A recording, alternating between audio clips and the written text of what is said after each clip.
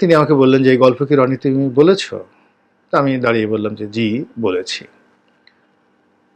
তো তিনি বললেন যে, "তোমাকে এই গল্প কে বলেছে? হোক না কেন, শেখ হাসিনার মধ্যে অনেক আগের থেকেই প্রচণ্ড রকম একটু দুষ্টেমির যে বুদ্ধি সেটি ছিল। এখন সেই দুষ্টুমি মানে শিশুতোষ দুষ্টুমি ৫ তারিখ এই সুদীর্ঘ সময় তার যে ইতিহাস রয়েছে, সেই ইতিহাস ইচ্ছা করলে আপনি মুছে ফেলতে পারবেন না। আসসালামু আলাইকুম রহমতুল্লাহি ওবরকাতুহু।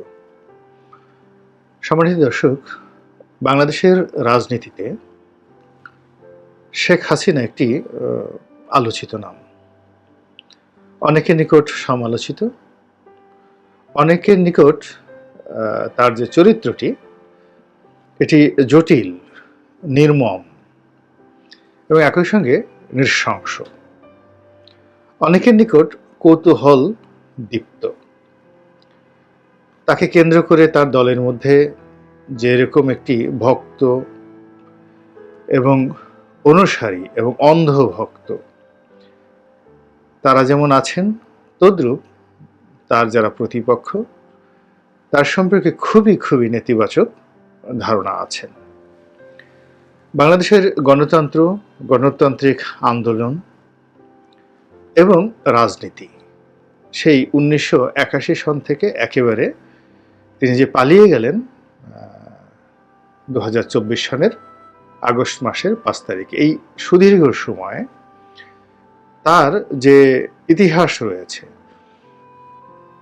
সেই ইতিহাস ইচ্ছা করলে আপনি মুছে ফেলতে পারবেন না।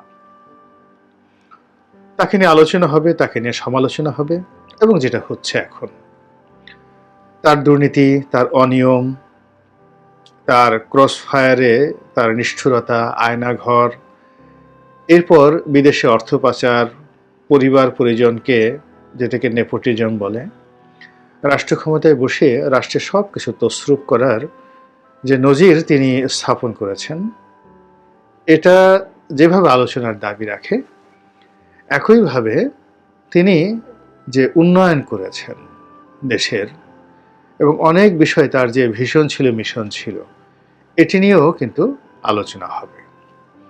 তিনি খুব শক্ত হাতে দল পরিচালনা করেছেন। দলের ভিতরে যত বিখ্যাত লোক আছেন তার উপর চোখ তুলে কথা বলতে পারে।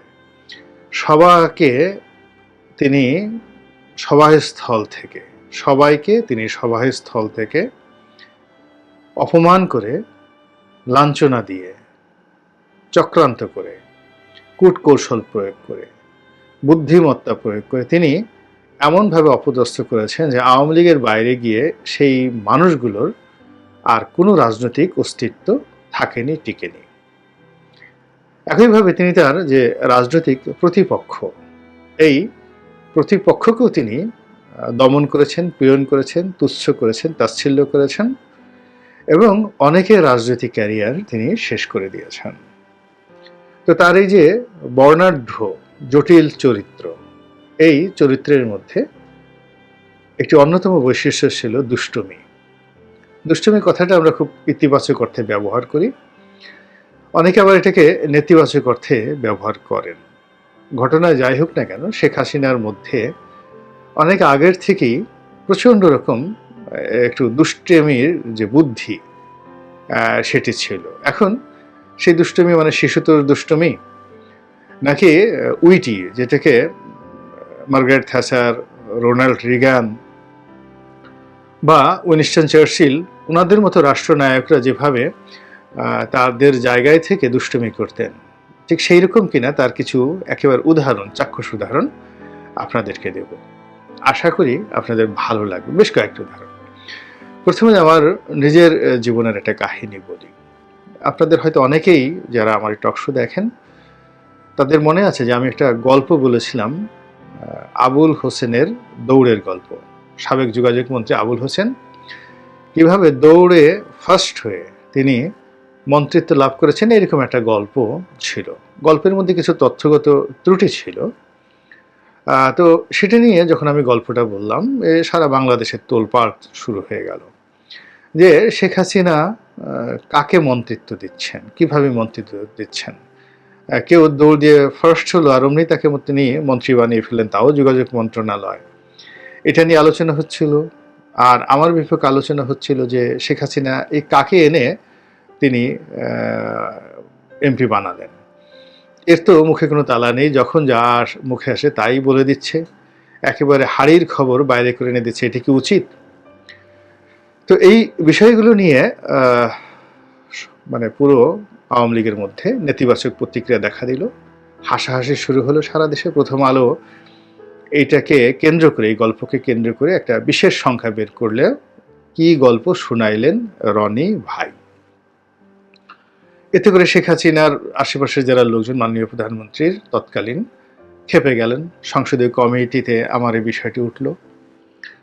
তো ওঠার পর তিনি আমাকে বললেন যে এই গল্প কি রনি তুমি বলেছ? তো আমি দাঁড়িয়ে বললাম যে জি বলেছি। তো তিনি বললেন যে তোমাকে এই গল্প কে বলেছে? তা আমি বললাম যে একজন সাংবাদিক আছে রাহুল রাহা, আপনার সফর সঙ্গী ছিল চীন দেশে, সে বলেছে। তো তিনি বললেন যে তুমি এই গল্প বলবা, আমার সাথে একটু পরামর্শ করে বলবা না? তোমার ওখানে তো তথ্যে গরমিল রয়েছে। তুমি বলছো যে একটা দৌড় প্রতিযোগিতা হয়েছে লেকের পাড়ে, ওটা তো লেকের পাড়ে ছিল না, ওটা একটা স্পোর্টস স্কুল ছিল। দ্বিতীয়ত যে ওখানে আমার যতটুক মনে পড়ে, ওখানে তো আবুল হোসেন ফার্স্ট হয়নি, ওখানে সাবের ফার্স্ট হয়েছিল, মানে সাবের হোসেন চৌধুরী। তো যদি দৌড়ে কেউ প্রতিযোগিতায় প্রথম হতো এবং তারে মন্ত্রী বানানোর যদি কোনো বাধ্যবাধকতা থাকতো, কমিটমেন্ট থাকতো, তাহলে তো সাবেরকে মন্ত্রী বানাতাম। জনাব সাবের হোসেন চৌধুরী সেই অনুষ্ঠানে উপস্থিত ছিলেন। মানে এটা যে স্পষ্টতই তাকে অপমান করা এবং তাকে ছোট করা, তিনি একেবারে মাথা নুইয়ে রাখলেন, একদম কোনো রকম কথাবার্তা বললেন না। এবং পুরো অডিয়েন্স একদম থান্ডার্ড হয়ে গেল যে তারা আমাকে একটু বকা দেওয়াবেন প্রধানমন্ত্রীকে দিয়ে ইত্যাদি যেরকম সুযোগ সুবিধা তারা কল্পনা করছিলেন, এই পুরোটা বুমেরাং হয়ে গেল। ওদিকে আবুল হোসেন সাহেবও জনাব তুফাইল আহমেদ সাহেবকে কনভিন্স করে তার মাধ্যমে আমার বিরুদ্ধে অভিযোগ উত্থাপন করেছিলেন। জনাব তুফাইল সাহেবের এই আর আবুল হোসেন সাহেবের যে টোটাল যে চক্রান্তটি, এটি ওখানে মাঠে মারা যায়। এই যে দেখেন যে 111-এর সময় জনাব সাবির হোসেন চৌধুরী থেকে শুরু করে অন্যান্য যারা তার বিরোধিতা করেছে এবং তিনি যাদেরকে টার্গেট করেছিলেন, শেষ দিন পর্যন্ত তিনি তাদেরকে উঠতে বসতে এইভাবে অপমান করেছেন দুষ্টামির ছলে, হাসির ছলে। একটা অনুষ্ঠানে যেমন দেখা গেল যে সাবেক সাধারণ সম্পাদক জনাব আব্দুল জলিল সাহেব, তো জলিল সাহেবকেও তিনি দেখতে পারতেন না শেষের দিকে। তো জলিল সাহেব একটা চাদর গায়ে দিয়ে আসছে, তো সেই চাদরটি তিনি মানে জলিল ভাইকে তাচ্ছিল্য করার জন্য, জলিল ভাই তো আর একটা বিয়ে করেছিলেন যুবতী বধূ, তো তিনি যে চাদরটা পরে আসছিলেন, তো তিনি প্রথমেই বললেন যে জলিল ভাইয়ের চাদরটা আজকে অনেক সুন্দর হয়েছে, আসার সময় বোধহয় আপনি খেয়াল করেননি, এটি বোধহয় ভাবির চাদর আপনি গায়ে দিয়ে এসেছেন, মানে লেডিস চাদর আপনি পরে এসেছেন। আর তো হাসির রোল পড়ে গেল চারিদিকে। তো এইভাবে তিনি দুষ্টামি করতেন। তো তার সেই দুষ্টামির যে নমুনা, এটা হাল আমলেও যায়নি। এখন তিনি খুবই একটা মানসিক প্রেশারে রয়েছেন, অস্বাভাবিক একটি পরিস্থিতিতে রয়েছেন। কিন্তু অতি সম্প্রতি তার একটি টেলিফোনের যে আলাপ, এটি ভাইরাল হয়ে গিয়েছে। তা আপনি যদি সেই আলাপটি শুনেন তাহলে দেখবেন যে তার কণ্ঠ স্থির, তার বক্তব্য স্পষ্ট, এবং সবাই যেটা বলার চেষ্টা করছেন যে এই কাজটি তিনি নিজে করেছেন, অর্থাৎ ইচ্ছে করে তিনি টেলিফোনটি রেকর্ড করেছেন এবং ইচ্ছে করে তিনি এটি ভাইরাল করে দিয়েছেন, মূলত ডক্টর মোহাম্মদ ইউনূসকে একটা চাপে রাখার জন্য, যে তিনি যে কোনো সময় ঢুকে পড়তে পারেন। তো এই হলো শেখ হাসিনার দুষ্টুমি। আমি আরও কয়েকটি নমুনা বলছি। ওনার পররাষ্ট্রমন্ত্রী ছিলেন একসময় প্রয়াত আব্দুস সামাদ আজাদ, প্রবীণ নেতা। তিনি কোনো অবস্থাতেই আব্দুস সামাদ আজাদকে পছন্দ করতেন না, সুরঞ্জিত সেনগুপ্তকে পছন্দ করতেন না। তো সুরঞ্জিত সেনগুপ্ত খুব কৌশলে এই জিনিসগুলো ম্যানেজ করতেন। কিন্তু আব্দুস সামাদ আজাদ যেহেতু বয়োবৃদ্ধ মানুষ, তিনি অনেক সময় পেরে উঠতেন না। তো আব্দুস সামাদ আজাদের খুব ঘনিষ্ঠ ছিলেন আমার এক ভগ্নিপতি কাজী বাহারুল ইসলাম। কাজী বাহারুল ইসলাম ছিলেন সোনালী ব্যাংকের এমডি, রূপালী ব্যাংকের এমডি, অগ্রণী ব্যাংকের এমডি এবং সর্বশেষ সোনালী ব্যাংকের তিনি চেয়ারম্যান ছিলেন। তো আব্দুস সামাদ আজাদ সাহেবের সঙ্গে দুলাভাইয়ের একটা সম্পর্ক ছিল, পারিবারিক সম্পর্ক। তো সেই সুবাদে আব্দুস সামাদ আজাদ সাহেব দুলাভাইকে এই কথাটি বলেছিলেন। কি বলেছিলেন? সেটা হলো যে উনি এক শেষ বয়সে একটা বিয়ে করেছিলেন তার স্ত্রী মারা যাওয়ার পরে। তো এই ঘটনাকে উদযাপন করার জন্য প্রধানমন্ত্রী তার পক্ষ থেকে তাকে একটা সংবর্ধনা দিয়েছিলেন, সেটা সংসদ ভবনে। আপাত দৃষ্টিতে এটা মনে হচ্ছে যে প্রধানমন্ত্রী তার যে চাচা আব্দুস সামাদ আজাদ, তার যে বুড়ো বয়সী বিয়েটাকে তিনি খুব উপভোগ করছেন এবং খুব আনন্দ চিত্তে তিনি এটাকে সংবর্ধনা দিচ্ছেন জাতীয় সংসদ ভবনে। তো সেই অনুষ্ঠান হচ্ছে, আব্দুস সামাদ আজাদের কিছুই করার নেই, তিনি সেখানে গিয়েছেন স্ত্রীকে নিয়ে। তো তিনি যখন ঢুকবেন তখনই একটা হিন্দি গান বাজিয়ে দেওয়া হয়েছিল, সাইয়া দিল মে আনারে।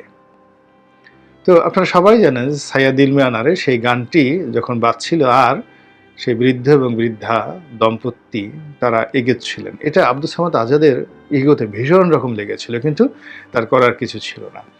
তিনি দুলাভাইকে বলতে বলতে, এই কথা বলতে বলতে তিনি কেঁদে দিয়েছিলেন এবং তিনি একটা সময় বললেন যে বাহার সাহেব, বিলাই চোখে মাইয়া ভালো হয় না। সিলেটের আঞ্চলিক ভাষাতে তিনি এই কথাটি বলেছিলেন। দুলাভাই আমাকে কথাটা বলেছেন। দুলাভাই এখনো জীবিত আছেন, আব্দুস সামাদ আজাদ জীবিত নেই। তো এই যে অনেক কিছু তার এই যে দুষ্টামি, সেই দুষ্টামির মধ্যে যেমন তার একজন লোক এসে বলতেছে আরেকজনকে যে আজকে নেত্রীর সামনে তোমার অনেক প্রশংসা শুনলাম, এবং আমি সেই লোকটার নাম বলবো না, তিনি বিব্রত বোধ করবেন। মস্ত বড় একজন সাংবাদিক, প্রধানমন্ত্রীর খুব কাছের ছিলেন। তো তিনি এসে সেই আরেক নেতাকে বলছেন যে আপনার খুব প্রশংসা শুনলাম, আপনাকে যে কত ভালোবাসে নেত্রী আজকে টের পেলাম। তো সে কীরকম, সেই লোক জিজ্ঞেস করলো খুশি হয়ে। তো বললো যে আপনার যারা প্রতিপক্ষ তারা নেত্রীর কাছে গেছিল নালিশ দেওয়ার জন্য এবং তারা বলছিল যে আপনাকে মারবে, আপনাকে পিটুনি দেবে। তো এটা শুনে নেত্রী বলল যে এই খুব বেশি মারধর করো না, কিন্তু হালকা, তোমাদের যখন এত মারতে ইচ্ছে করে খুব অল্প, যেন রক্ত ঠক্ত বের না হয়।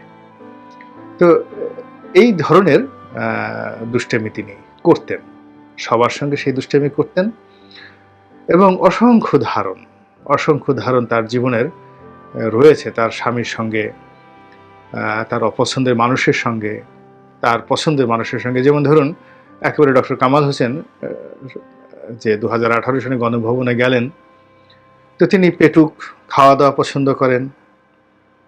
তো তাকে অপদস্থ করার জন্য তিনি তার পছন্দের সেই রেডিসন থেকে কেক আনালেন, তিনি যে কেকটি খান। তো সেই কেকটি আনালেন এবং সেটি আবার প্রচার করে দিলেন যে ডক্টর কামালের পছন্দের কেক প্রস্তুত। তো এইরকম বিভিন্ন মানুষকে যার যার অবস্থান থেকে তিনি সেই কাজটি তিনি করেছেন।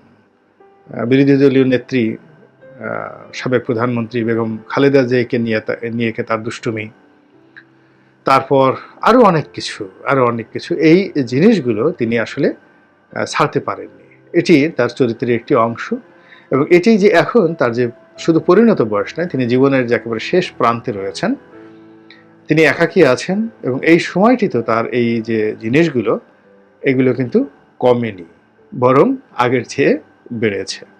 তো যখন এই জিনিসগুলো বেড়েছে, তার যে প্রাণ শক্তি, তার যে উদ্ভাবনী ক্ষমতা, তার যে উইটি ক্যারেক্টারিস্টিক্স, এই জিনিসগুলো এখনো পর্যন্ত যদি সচল থাকে, তাহলে তার প্রতিপক্ষের জন্য এটা একটা ব্যাড মেসেজ যে তিনি এখনো হাল ছাড়েননি। এর কারণ হলো মানুষ যখন হাল ছেড়ে দেয় তখন আর তার এই ধরনের রং তামাশা করার অবস্থা থাকে না। সেই শাহ আব্দুল করিমের সেই গানের মতো যে এখন যে বয়স হয়েছে, হ্যাঁ, আগের বাহাদুরি গেল কই। তো সেই যে আগের বাহাদুরি গেল কই, এই জিনিসটি নিজে নিজে যখন উপলব্ধি করে তখন আর তার কোনো খাবার ভালো লাগে না, রং তামাশা ভালো লাগে না। কিন্তু যতক্ষণ পর্যন্ত আপনি রং তামাশা করতে পারেন, দুষ্টামি করতে পারেন, কূটনীতি করতে পারেন, কুটনামি করতে পারেন, ইট মিনস আপনি গেম থেকে সরে দাঁড়াননি। আপনি এখনো যে খেলার যে রিং, সেই রিংয়ের মধ্যে এখনো আছেন।